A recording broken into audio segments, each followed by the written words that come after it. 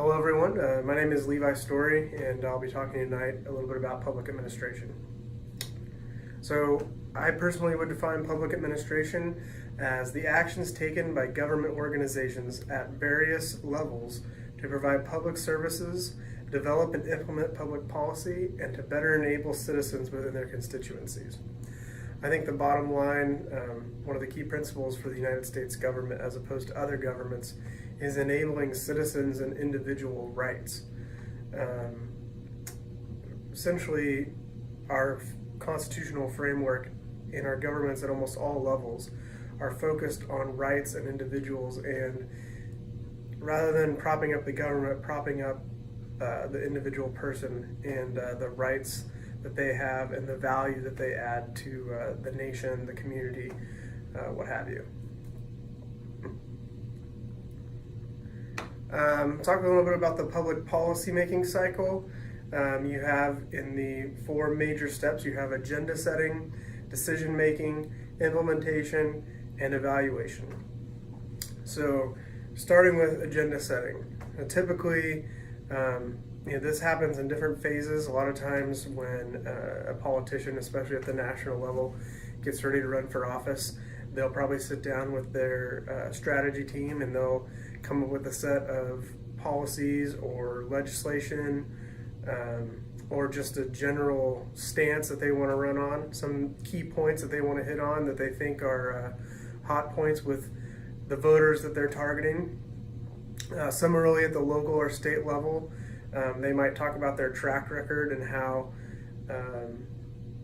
basically their experience will help them implement the type of policy that they want.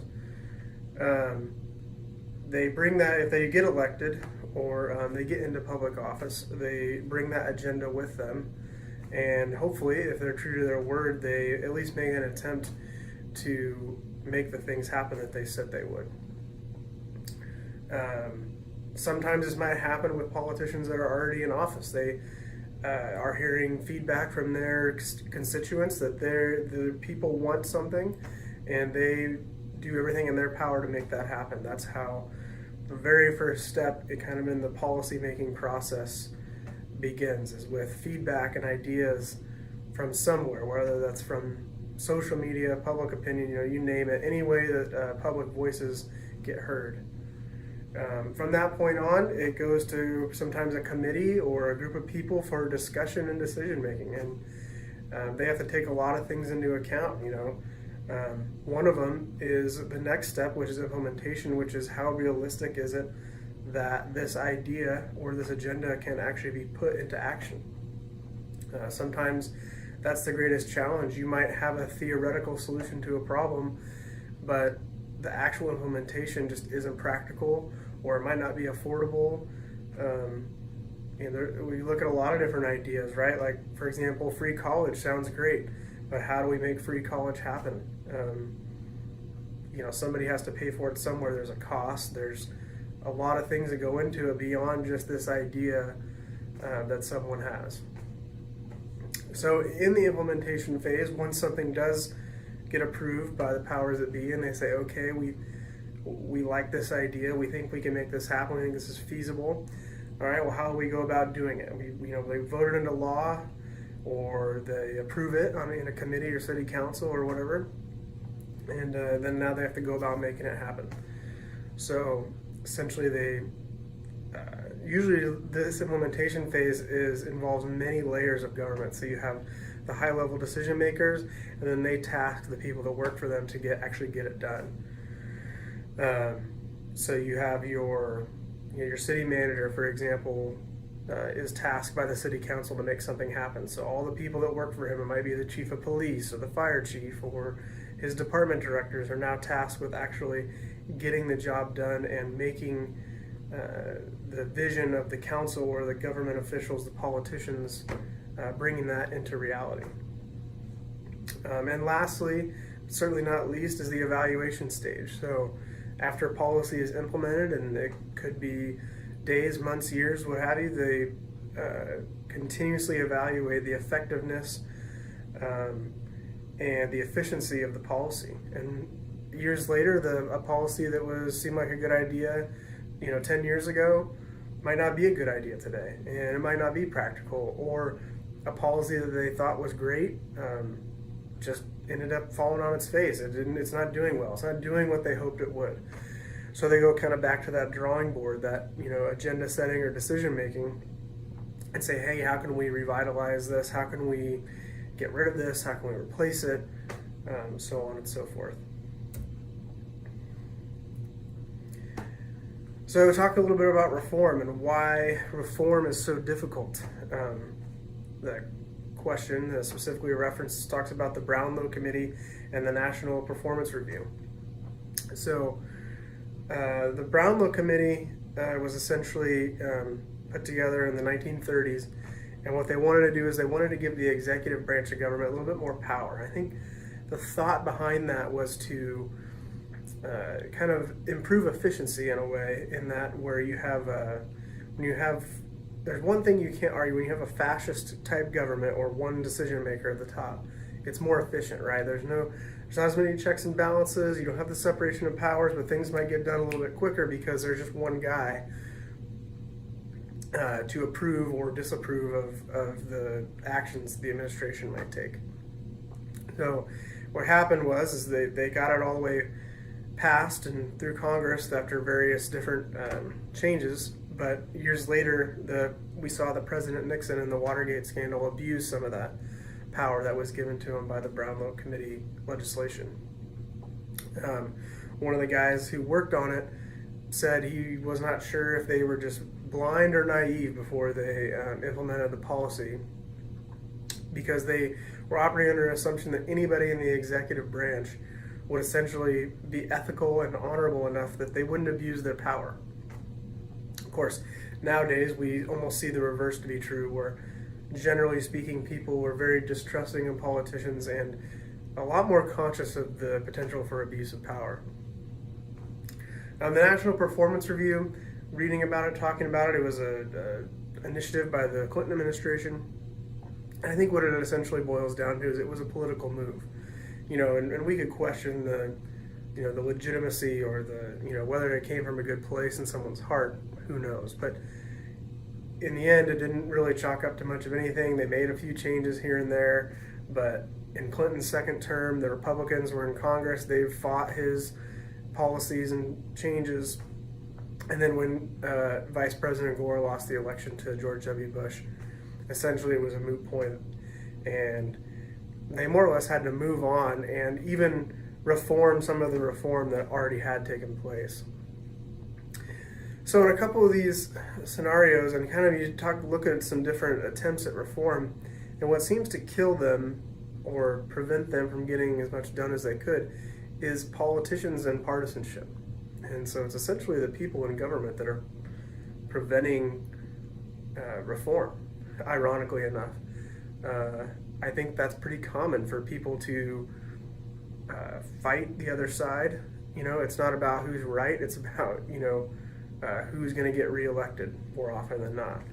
And I think that's unfortunate. I think that's something that I would like to see from more government officials at all levels, is the willingness to change and the ability to work together to actually do what's best for the larger group. Okay, talking about the federal system of government as it exists in the United States today.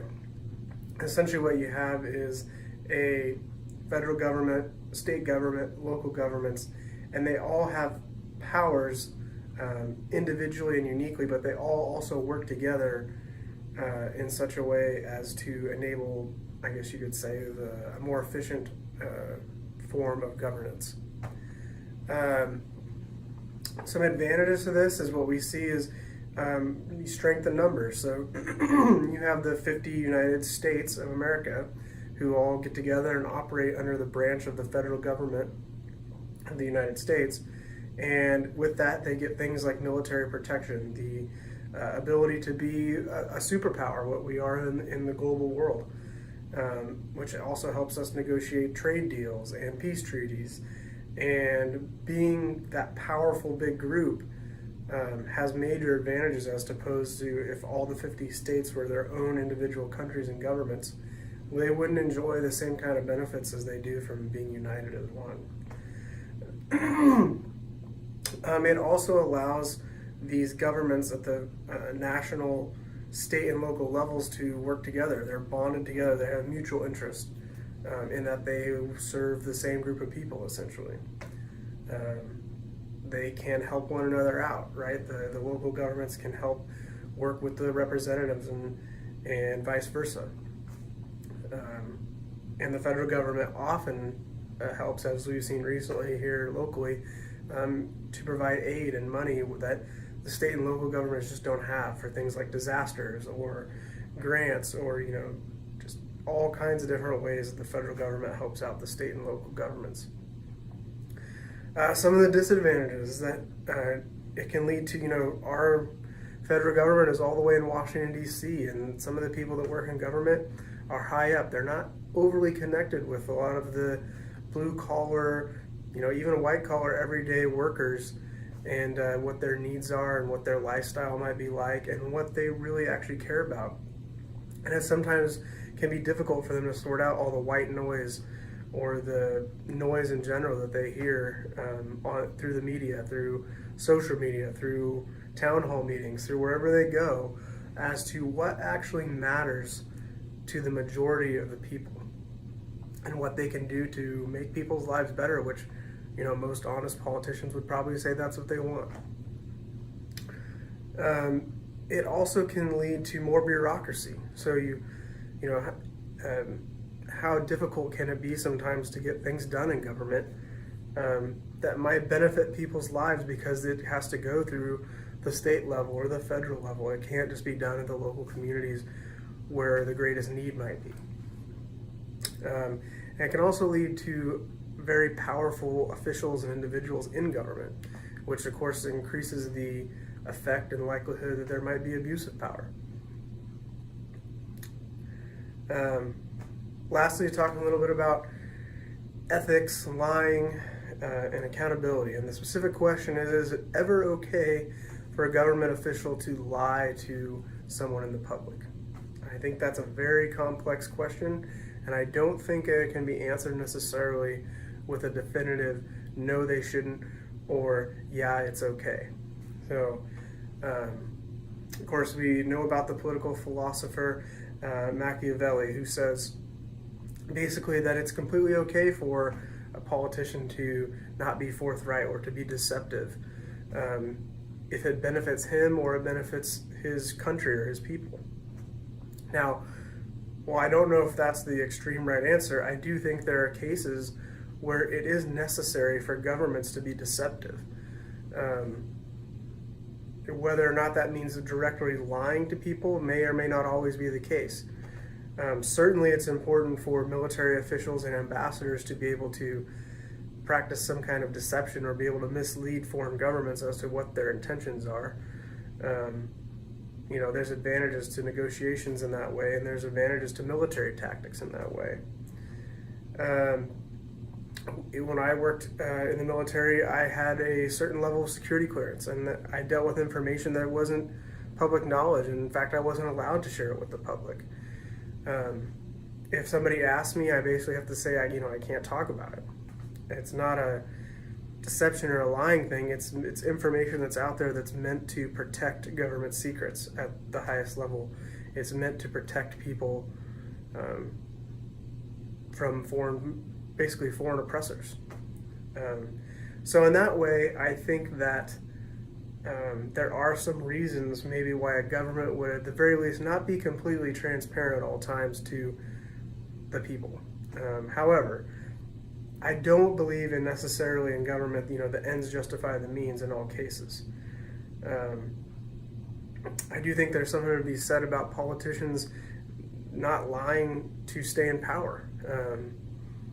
Looking at the example of Cincinnatus, who basically George Washington is often compared to, in that they were government officials with a lot of power who willingly gave it up.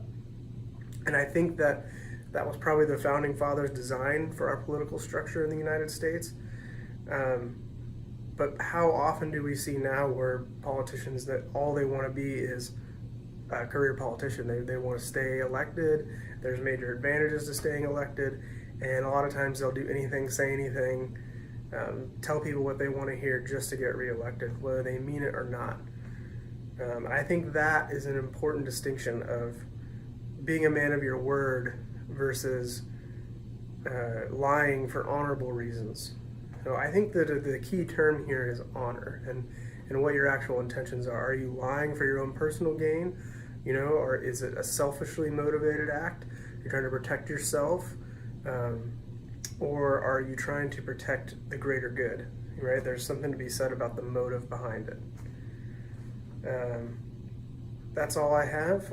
Thanks for listening. I have a link to my slideshow. I hope you enjoy it, and thanks again.